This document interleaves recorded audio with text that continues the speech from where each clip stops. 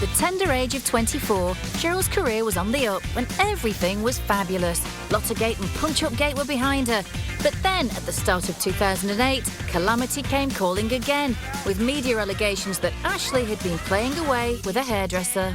He had no ounce of charm whatsoever. He was this drunken lout that slapped her on the bum, got into a car with her, puked all over the car, told her friend that she should be privileged that Ashley Cole puked all over the car, and then had sex with her and kept stopping to be sick. Cheryl was thrown into absolute crisis. She never thought this was going to happen to her. I just thought, how on earth are they going to get over this one, if it was true? Ashley has never commented on the allegations, and at the time, Cheryl kept stum, but it looked like the marriage was on the rocks. She basically grabbed the girls, went to Thailand in a very kind of Sex and the City-esque way. She showed a vulnerability. No longer pretty Cheryl or feisty Cheryl, suddenly events had made her brave Cheryl. In the most twisted, bizarre way, it boosted her public profile because there was a national outpouring of sympathy for this girl. She became the martyr, and people just, they warmed to her, of course. And all you could think of was, regardless of whether it was true or not, was poor bloody Cheryl. It became this drama, and everybody was on Cheryl's side. The whole nation really was screaming, you know, ditch him. She handled it in a very dignified way. We never saw, you know, she didn't attack photographers or scream at photographers. She just behaved in a very decent way. For a couple of months, she was brave at the airport, brave at the Brits, and even brave promoting a chocolate bar. Then she made the announcement that nobody expected to hear.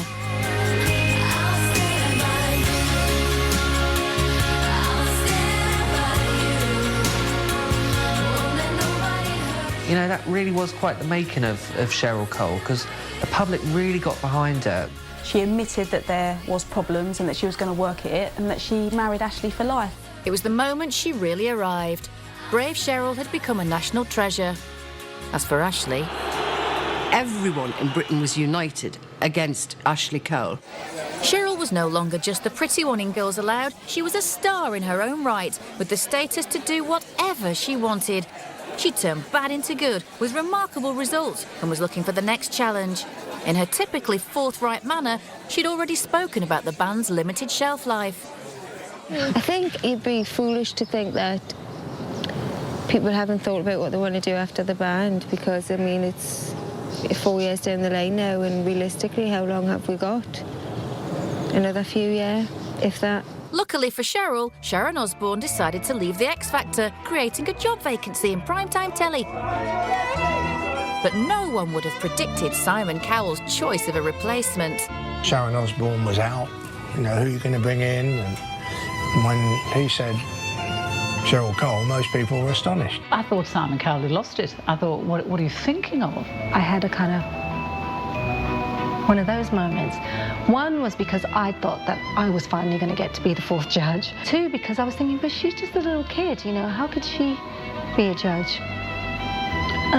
When the opportunity came, Cheryl was the first person we called. Just to be asked by Simon, and, you know, even to be asked to sit in Sharon's chair. I don't want to win for me. I want to do justice for my category. But you know, will want and to that's do part of, yeah. You will. That's part of, you know, choosing the right songs. Quite a lot of responsibility, so really, I'm going to be focusing more so on doing them justice. Under the wing of the most influential man in TV, Cheryl was not about to fade into the background. And she came very quietly and just got on with her job, but hijacked the whole show.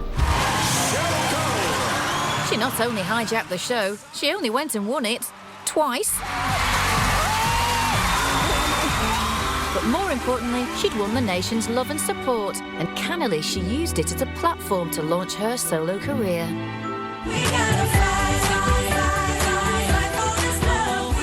Helped by the nation's hatred of Ashley, her first solo album and the single Fight for This Love became massive hits. Cheryl's solo career has just been incredibly successful. Men do fancy her, yes, but it's women who are the ones who go and buy her records.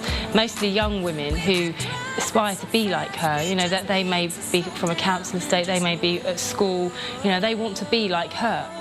Everything had gone right with her solo career, and things couldn't have been better. But the elation was short-lived as just 3 months later, disaster struck again. Husband and Ashley was exposed as a sex text pest and a cheater. She had apparently a great marriage. She got over the last major hiccup and everything must have been just going swimmingly, and then suddenly the shark appeared from nowhere. The shark came from Hull.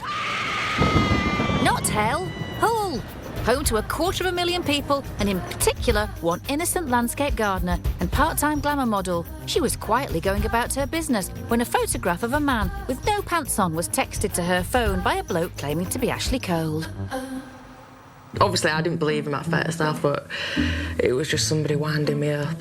So I asked him to send me a headshot just to totally confirm it was him, and that's the picture I then received. Who in the right mind would go out and start sending pictures of your private parts to somebody who you've never even met and you don't even know? Yeah, because it could end up in the papers or something. Oh, wait a minute.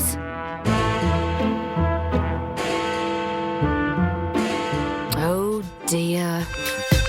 Sonia's revelations opened the tabloid floodgates, and 4 other women came out saying they'd been involved with Ashley. Cheryl's perfect world was falling apart. Why he picked those women over Cheryl Cole, I will never know. It was a fresh challenge for me, and said hopefully it will bring a new lease of life and you'll see a new Ashley Cole. I think it's just an insecurity thing. He knew that she was too good for him. Look, some guys just aren't meant to drive Ferraris. They're meant to drive Ford Focuses. And I think Ashley Cole is one of these guys. Because why, when you have Cheryl Cole at home, why would you go out and cheat? Her marriage was in trouble, but brave Cheryl refused to buckle. Showing true Geordie grit, she was due at the Brit Awards to perform her debut solo single, ironically named Fight for This Love. And rather than hide away, Cheryl fearlessly faced the public. Everybody there in that whole room was just wanting her to succeed. I'm going to run on stage with a banner saying "Dump Ashley." I think we all want to do it, don't we? It was a very public ordeal, but she got on with the show and all eyes were on her left hand. Cheryl Cole not wearing her wedding ring was a deliberate message. She knows that it's the first thing that journalists and photographers look for. That was up yours, Ashley. Look at me. Where are you? In a bold move, she was literally communicating to the nation through her ring. It started a countrywide debate. Would she take Ashley back again? I think people were absolutely hooked on this, the whole drama of it all. Would she really take the evil, cheating husband back? While the country pondered, Cheryl went across the pond, leaving poor Ashley terribly hurt. Not because of Cheryl, though. The poor lamb had turned his ankle. And while he sulked with his leg up, rumours came back from Hollywood that Cheryl had got her leg over. With the Hoff. No, not that one. Hunky dancer Derek Hoff. Derek Hoff is this dancer in the States who happens to appear on the scene as soon as she'd gone out there just after Ashley's latest infidelities came out. So obviously all eyes were upon her. She's not stupid. She knew that she's walking around with some other guy. People are going to put 2 and 2 together. Oh, I hope Ashley was gutted. She returned to England still ringless, and while the country held its breath waiting for an announcement, Cheryl stayed strong and kept a dignified silence. Cheryl's had a tough life. She knows how to fight. She knows how to drag herself through situations. Then in June, the country got its answer.